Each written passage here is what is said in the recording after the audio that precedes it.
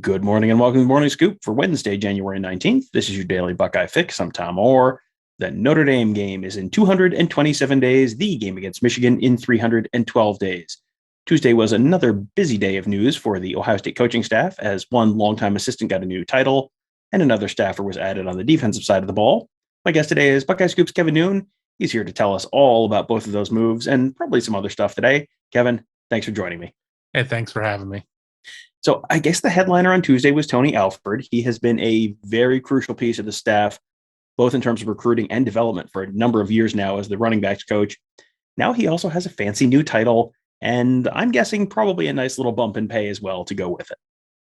Yeah, absolutely. Titles certainly open the door to more payment. And you sit there and you look at Tony Alford, and he's somebody who's certainly been up for some other jobs along the way. And you look at what he's done in terms of being a developer of talent on the team, but he's also a tremendous recruiter. We get stuck so much talking about the Brian Hartlines of the world, but let's not forget that Tony Alford is overseeing a large part of the state of Florida, which is a very fertile recruiting ground for Ohio State. So you give him the title of run game coordinator. I don't really expect to see a huge change in how the org chart works or anything. People certainly is like, well, what do all these titles mean? It means you're getting more money. That's what it means. It doesn't necessarily mean a huge change in day-to-day job duties. I mean, certainly Ohio State is always under Ryan Day and previously under Urban Meyer. All the offensive coaches were on the offensive channel on the headset. Ultimately, it's going to be the head coach who's going to make the call on that. Tony Alford will be able to give more input, I guess, to Kevin Wilson and Ryan Day when it comes to calling the offense. But, really, this is just a chance for him to make more money, keep him happy, keep him here in Columbus, and let him do what he does well. Well, keeping him here in Columbus, I think, is probably the central point of all of the stuff that they're doing this offseason. Because if you look back, since Ryan Day took over as head coach, it has been pretty remarkable how stable the offensive coaching staff has been. They've put up some of the best numbers in the nation basically year after year after year. Normally, when you have the nation's number one offense or number two offense or whatever it is in any given season, those are the coaching staffs where it's like, well, the position coaches are going to go be hired as a coordinator somewhere, and the coordinators are getting hired as head coaches somewhere. And that really hasn't been the case under Day. The quarterback coach, Corey Dennis, the running back coach, Tony Alford, the wide receiver coach, Brian Hartline, offensive coordinator, Kevin Wilson, same guys, the same guys as the day Ryan Day took over. Only the offensive line spot turned over, and that just happened 2 weeks ago, and that was by choice. So that is really amazing consistency for, a side of the ball that has been that productive. And I would think that has probably helped with the recruiting and the on-field success they've had there as well. Absolutely. Recruits want to know who's going to coach them. They want to know who. You spend a lot more time with your position coach than you do with the head coach. So there's so much more put into that. And it really is kind of unheard of for them to maintain that type of stability on the offensive side with the coaches. That doesn't mean that people haven't kicked the tires. Obviously, people have tried to kick the tires with Brian Hartline. He gets a bump. People kick the tires with Tony Alford. He gets a bump. Corey Dennis is still very young in his coaching career, but it wouldn't surprise me if people have tried to kind of see where his interests are. And then, of course, you have Kevin Wilson, who's making a pretty penny at Ohio State, but head coaching money is a lot more than that. But he was mentioned for the Akron job or something before that ended up going in another direction. Ohio State has really been able to open up the purse strings and be able to keep guys in there with titles and compensation. And again, if you move somewhere else in terms of where the money is, maybe there could be a little bit more money there, but you're doing a lot in terms of keeping your own career moving forward, being part of the number one offense, as opposed to going somewhere else where maybe they're making a change because they ain't so good. And, and then you sit there and you have the problem of trying to figure out how to turn the 98th total offense into something good. And you could really derail your career there. Yeah. And you're working with better raw materials at Ohio State than you are in a lot of different places. That's something that I think Jim Knowles on the defensive side of the ball is going to get a chance to learn this year as he takes over, moving from Oklahoma State to Ohio State. The players are just higher ranked recruits. They're a little bigger, they're a little faster, they're a little stronger. It'll be interesting to see what he can do with some of those players on the defensive side of the ball. And he got another addition to his staff on Tuesday as well. This was someone whose name had kind of been out there as a possible assistant hire. Matt Guerrieri, he had been a secondary coach at Duke last year and then was let go when Mike Elko took over at Duke following last season. He's going to be an analyst, not one of the 10 full-time assistants. That was a name that you sort of heard maybe as an assistant hire. He's going to be an analyst instead. So I guess let's start with why Jim Knowles would want Matt Guerrieri on staff this year.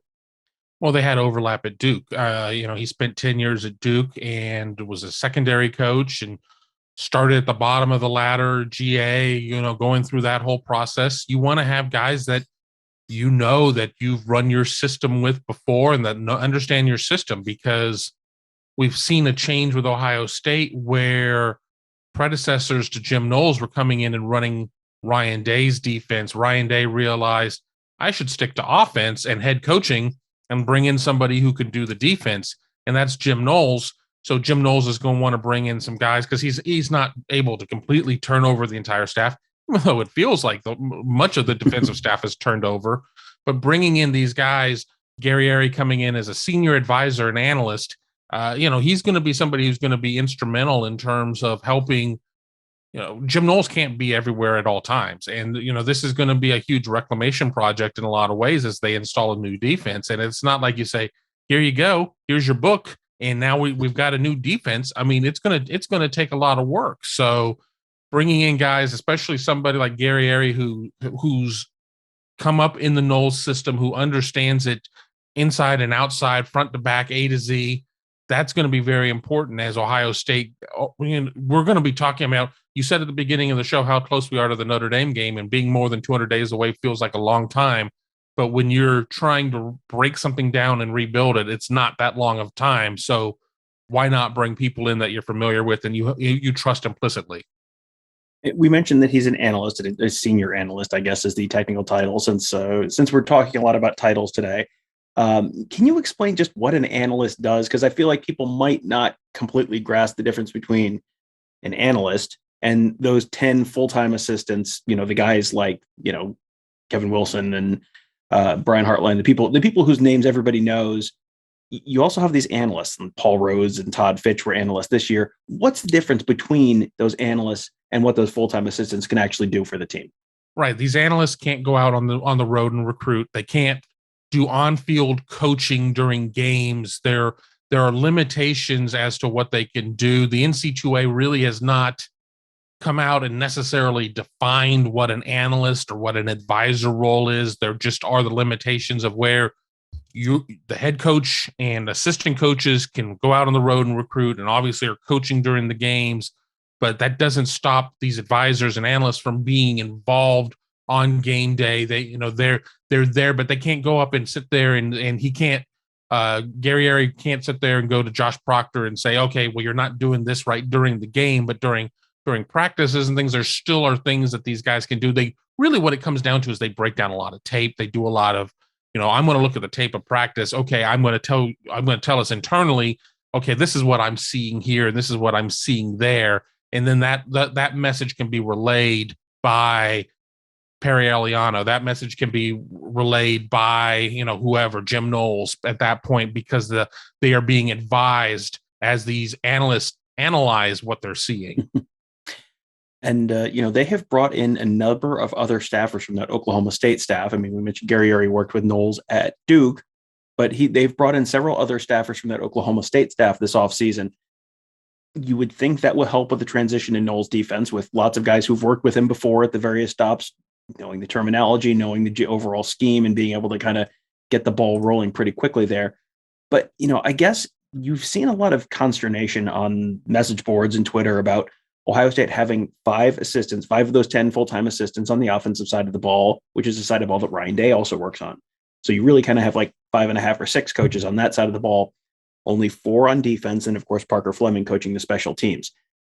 Does bringing in all these sort of extra hands to help with the defense and additional analysts and all that kind of stuff, does that maybe help answer some of those concerns about them only having 4 assistants on that defensive side of the ball? I don't think it hurts. I mean, I personally think that, and I'm not advocating for more changes to be made or whatever, but I could certainly look at the makeup of the staff and make an argument that they need to have somebody else on the defensive side of the ball, just because it's Ryan Day's offense. And while Kevin Wilson, while Tony Alford, while Brian Hartline, everybody is involved in the process. I mean, he's the chef, and everybody else there is around him at that point. But bringing in these analysts and GAs and whatever other flavor you want to say for these levels beneath the position coaches, that all helps. But when it comes down to it and you're down 10 points with 6 minutes to go in the game, I would feel a little bit better having somebody who can be in there and according to the letter of the law, coach, as opposed to some of these guys who are there to analyze and advise and things of that nature. But it's very easy for me to sit there and say that at this point without seeing how these things are going to work. I mean, and we're sitting here, we're not even to the third week of January yet, and we have some time to see it. But I think it's a step in the right direction. And one more thing before we go, there was a very popular, although not particularly long tenured Ohio State player who announced yesterday that he was hanging him up. Former Ohio State quarterback Tate Martell announced he was retiring, going to go pursue some business interests. He, of course, started at Ohio State, then went to Miami, then went to UNLV. He was also currently still holds the Ohio State record for most completions without an incompletion in a game, 10 for 10 against Rutgers in 2018. 10 completions in that game, 16 completions in the entire rest of his college career spread between those three schools, which is that is rather remarkable. But this to me, as I was thinking about Martell, Kevin, this is mind-blowing to me. Think about how good Ohio State's quarterback production has been just every single year since Ryan Day's been here, and even before then. Here are the quarterbacks that Ohio State has recruited in the 15, 16, 17, 18, and 19 classes. Those 5 seasons, they get a grand total of 1 season of starting out of the quarterbacks that they've recruited in those classes. Joe Burrow and Torrance Gibson in 2015, Dwayne Haskins in 2016. He, of course, was a starter in 18 and then out the door. Tate Martell in 17, Matthew Baldwin in 18. They also had a decommitment from Emory Jones that season. They did not take a quarterback in the 2019 class because Dwan Mathis decommitted very late in the process. 2020 worked out great. That's CJ Stroud. But I don't know if this is one of the most remarkable things you could possibly imagine, getting 5 straight years of recruits with 1 year of starting, and and everything has worked out great, and they're one of the best offenses in the country. Is this remarkable? Is this just a sign of the times of the transfer portal? Like, what do you make of that? Because that is mind-blowing to me. Yeah, when we really weren't even using the term portal at that point. But I mean, yeah, because you came up with an either or situation between Joe Burrow or Dwayne Haskins. So you would have gotten 1 or 2, depending on how that worked out. And then you just had a lot of guys that either for one reason or another didn't pan out, didn't stick around.